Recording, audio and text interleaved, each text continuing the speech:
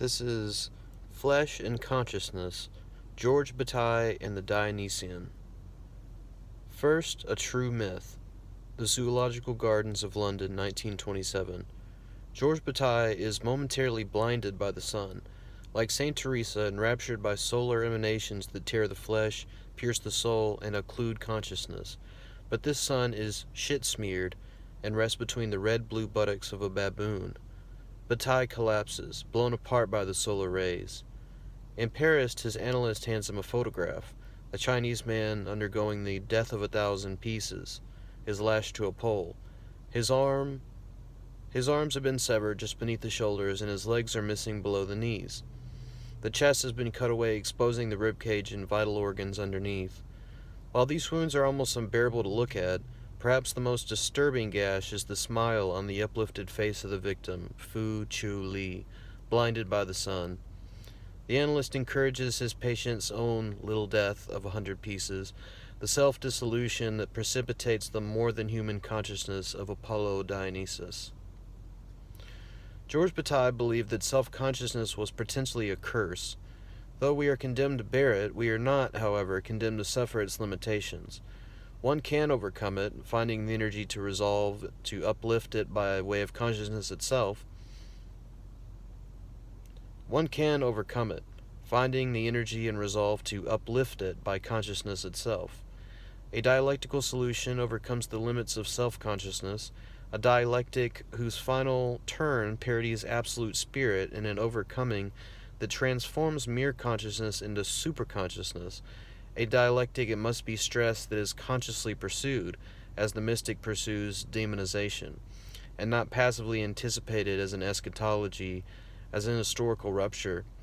In superconsciousness alone, one finds the resolution of self and world, of Apollonian self-reflexivity and Dionysian self-loss. Bataille embraced Nietzsche's superhumanism. Perhaps, Nietzsche has written, the entire evolution of the spirit is a question of the body. In the long run, it is not a question of man at all. He is to be overcome. The noumenal nature of Bataille's posthumanism becomes clear when viewed in the light of the Gnostic idiom that informs his thought. His was a singular kind of Gnosticism, but it had antecedents in Renaissance Neoplatonism and modern German phenomenology. Bataille never explicitly identifies himself as a Gnostic, but when we consider the ontopoetic nature of his discourse in the light of his knowledge of archaic, medieval, and Renaissance cosmogony, his preoccupation with inner experience and numinous consciousness, and his insistence on the active, creative nature of matter, the Gnostic orientation of his thought is apparent. The central problematic of Bataille's philosophy is the ostensible cleft between spirit and matter, between consciousness and flesh, a devirilizing and desacralizing polarity Bataille rejected in favor of the tumultuous effervescence of what he called universal experience. For universal existence is unlimited and thus restless. It does not close life in on itself, but instead opens it up and throws it back into the uneasiness of the infinite.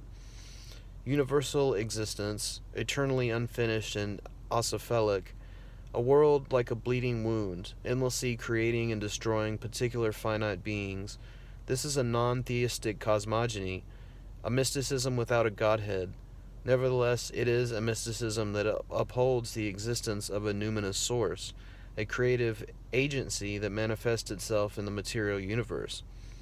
To engage in inner experience is to communicate with this source, a consummation equally material and spiritual in nature.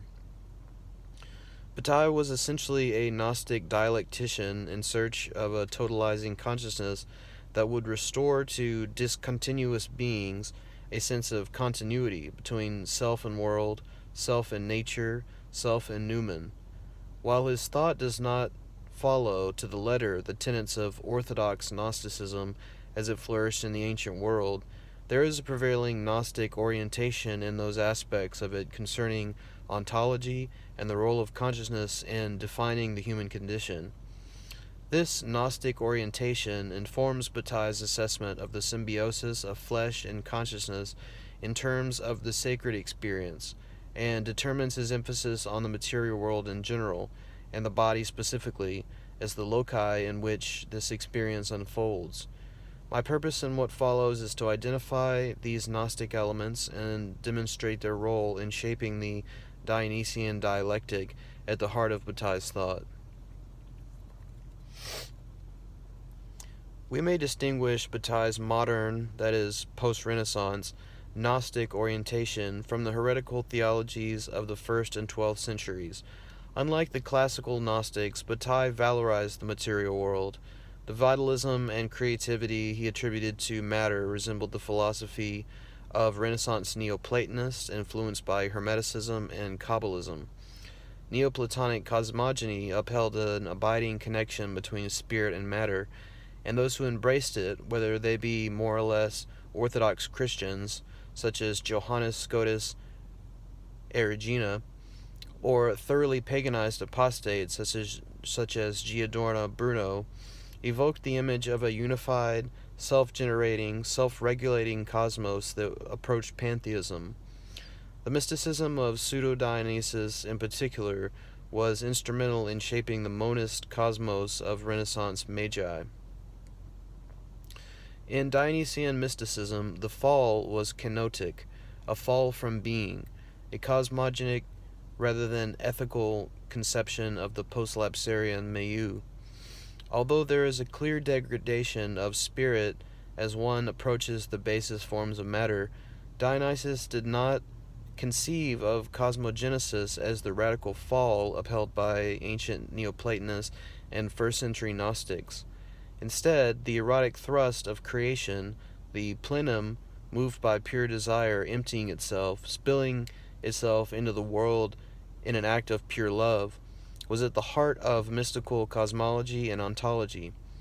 The world of matter is an emanation of the plenum, spirit expanding itself, worlding the world. The Godhead unfolds the world in a fit of erotic ecstasy. The creator of the universe himself, in his beautiful and good yearning towards the universe, is transported outside himself in his providential activities toward all things that have being, and so is drawn from his transcendent throne above all things to dwell within the heart of all things, through an ecstatic power that is above being and whereby he stays yet within himself. The magnetic pull of the Godhead's desire draws the mystic into his interiors. This erotic encounter with a numinous source, at once immanent and transcendent, is the essence of the mystic's experience, whose aim is to reestablish continuity with the pleroma. This descent into one's interiors is not without obstacles. Between the mystic and the epiphany stands the psyche. Indeed, were it not for the psyche, the sacred would stand fully and perpetually revealed to consciousness. Ancient Gnostics and Renaissance Neoplatonists alike upheld a sharp dichotomy between pneuma and psyche. They privileged the former, conceiving it as a spiritual force pervading the cosmos, an emanation that is at once within us and beyond us, and the origin of the authentic self. The psyche, crystallized in the ego, is the source of the experience of discontinuity and the abiding alienation, the creature consciousness we feel as self-reflective beings. Continuity has not been lost, but the conscious experience of it has largely been foreclosed to modern minds since the advent of the transcendental subject posited by phenomenology. Descartes institutionalized the virtual self, associating it with the ethereal cogito, whose self-consciousness is disembodied, hypercathected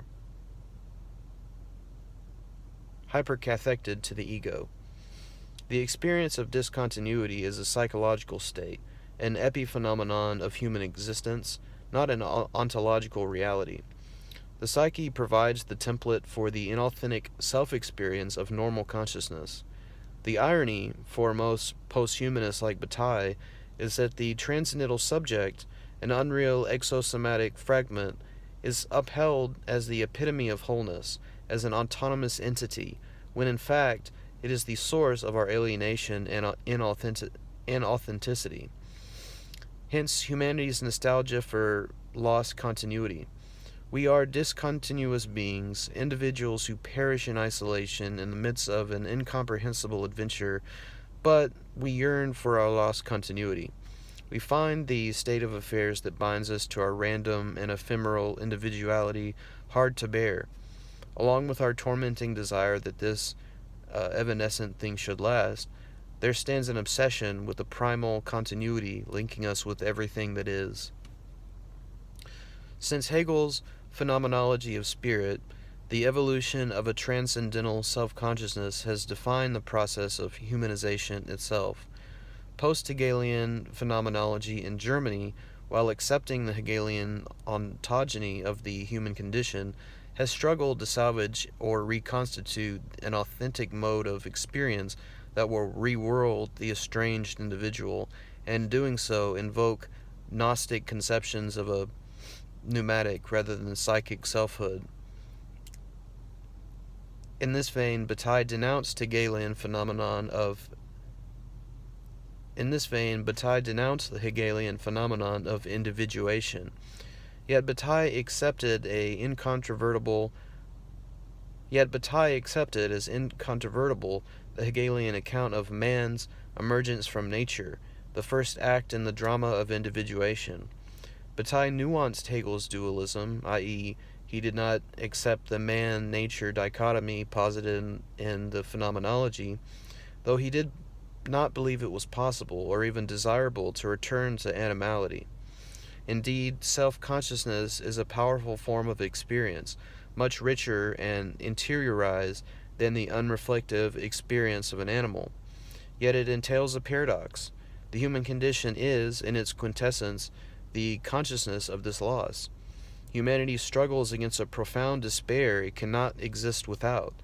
The regret that I might have for a time when the obscure intimacy of the animal was scarcely distinguished from the immense flux of the world indicates a power that is truly lost, but it fails to recognize what matters more to me.